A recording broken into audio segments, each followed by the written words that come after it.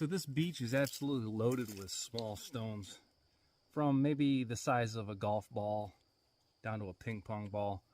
They're kind of smooth, they're kind of round, they're just about perfect for our shepherd sling. So a shepherd sling is really a primitive tool. It takes a lot of practice. So if you think you're just going to be able to watch this video, craft one up and start hitting squirrels out of a tree, you might want to search for a different type of primitive weapon. But probably the best use for it would be throwing it into flocks of birds, or maybe rafting ducks in the water. You could also use it to flush game out of brush towards you, so you could use a different style of weapon. So today we're going to be using one of the Grimm cards. We're going to be using a scrap of leather like you would have on a pair of work gloves, and a little bit of paracord. I'm going to gather up all my material now. I got some fishing to do, and I'll make this after dark. No lean-to tonight, so I've got to rough it. So size does matter. So you're going to have to choose the rock that's going to be the most available to you. So I've got quite a few around this size. This is big enough that I sure won't want to get hit in the head with it. So if you were to hit small game or a bird, this is going to at least stun it enough so you can get there and finish it off. Now I've got a piece of scrap leather. This is the exact same style of rough side out leather as the leather gloves that I'm carrying. And we're going to use the Dogtag knife. You don't see a lot of this tool, so this is actually just about perfect for this. So it actually locks into place.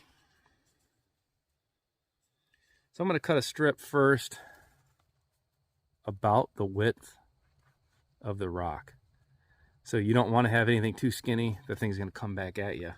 And if you took this whole thing and tried to wrap this up into a pouch, it's not going to fly out right. So about the same width as your stone, I'm going to make a straight line.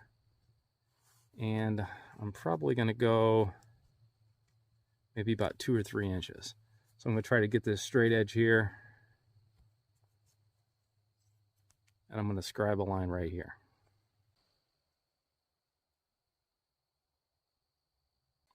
So here's where we're at. I haven't done the ends yet. And that's still realistic if you want to look at cutting this out of a piece of glove here. So we want our stone to be cradled in it. That ain't bad right there. I think I'm going to use this straight edge. I'm going to cut this tab off. Then I'm going to take and just kind of take 45s off the ends.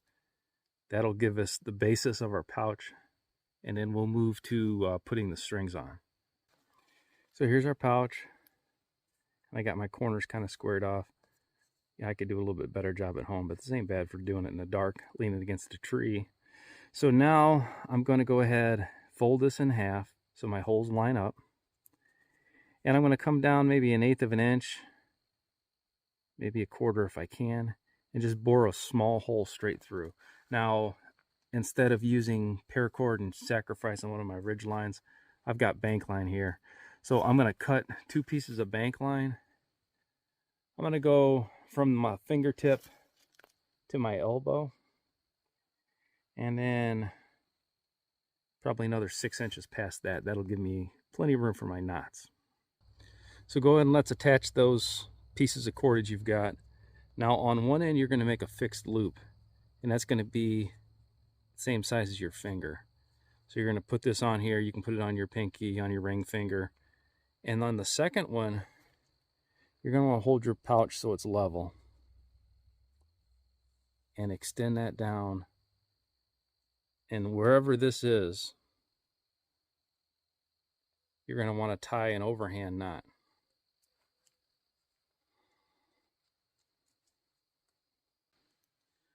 So here's mine. I've got a knot and a loop. I'm just pinching that knot.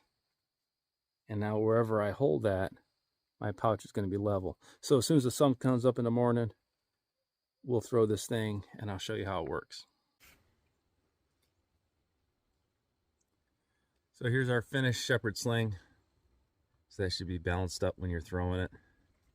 And I'm no expert at this, but let's see if I can hit that tree there.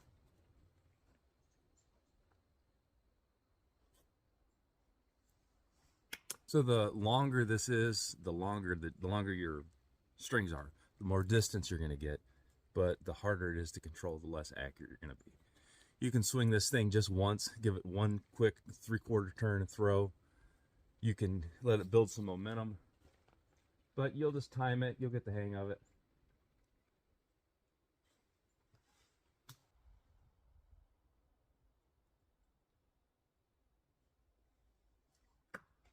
Try this out at home. Try making multiple size pouches for multiple rocks. Try different lengths.